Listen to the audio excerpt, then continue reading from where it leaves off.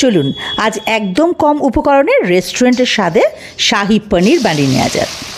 এর জন্য কড়াইতে সাদা তেল গরম করে তাতে চৌকো করে কেটে রাখা পনিরগুলো হালকা লাল করে ভেজে একটু নুন গরম জলে ভিজিয়ে রাখবো।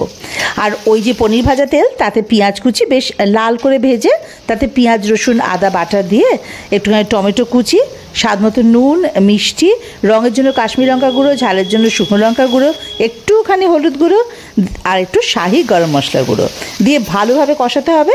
বেশ মশলা থেকে তেল ছেড়ে আসলে এতে কাজু চালমগজ বাটাটা দিয়ে দিতে হবে। এবারে আবারও খুব ভালো করে কষিয়ে নিতে হবে যাতে কাঁচা বাদামের গন্ধগুলো একদম চলে যায়। ব্যাস, এবারে গরম জল থেকে পনিরগুলো ছেঁকে তুলে ওই মশলার সঙ্গে একটু মিশিয়ে নিয়ে ওই গরম জলটা এর মধ্যে দিয়ে দেবো। ঝোলটা বেশ ভালোভাবে ফুটে উঠে একটু ঘন হয়ে আসলে ওপর থেকে আবারও একটু শাহি গরম মশলা গুঁড়ো ছড়িয়ে দিলেই কিন্তু রেডি আমাদের একদম রেস্টুরেন্টের স্বাদের শাহি পনির।